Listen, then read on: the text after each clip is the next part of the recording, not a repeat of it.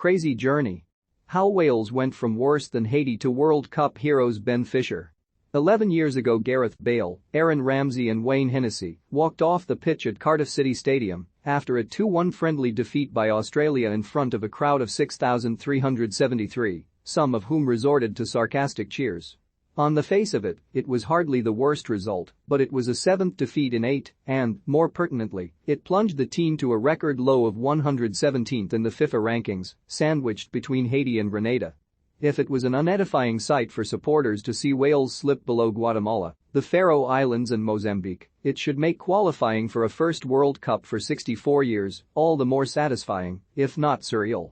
Bale captained Wales to what he called the country's greatest result against Ukraine. Ramsey went the distance in midfield, and the 35-year-old Hennessy, who made 2 Premier League starts for relegated Burnley in the 2021-22 season, made 9 saves, with arguably the best saved for last to deny Artem Dovbyk in trying conditions. It was fitting that Bale and Hennessy, who have been inseparable since playing together for Wales under-21s and will continue their journey on the biggest stage in November, shared the moment, which Robert Page dedicated to the late Gary Speed, who was 9 months in the job in August 2011.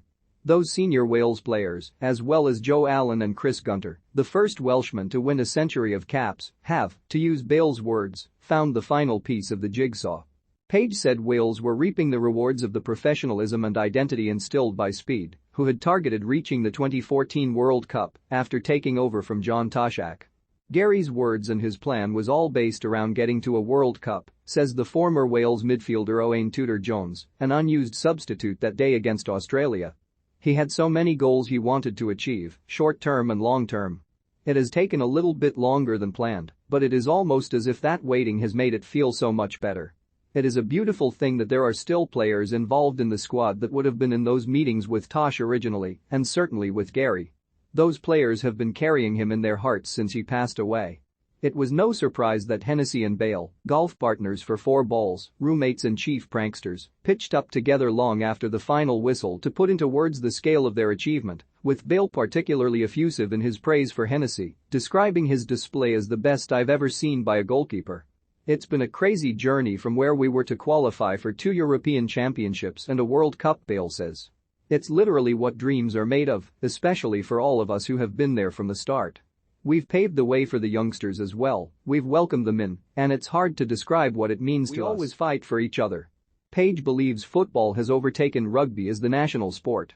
When I was growing up in Tylerstown, playing rugby was the thing to do, not football, but I think the tides have turned now. And I think football has become our #1 sport, says Page, who, like Jimmy Murphy, who led Wales to the quarter-finals of the 1958 World Cup, grew up in the Rhondda Valley.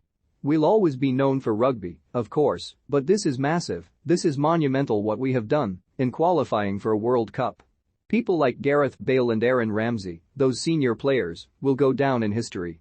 Wales put their compassion for Ukraine to one side for almost 98 minutes to reach a second successive major tournament. They are 19 games unbeaten in Cardiff, and since their last home defeat by Denmark in November 2018, when Paul Dummett was at left back and Tom Lawrence on the left wing, they have conceded 7 goals and kept 12 clean sheets on home turf. Their spirit seems unbreakable. This togetherness Wales have now was what we were always envious of, says Tudor-Jones. We would go to places like Montenegro, a new nation and a good team, but you would look at them and think, how are these better than us?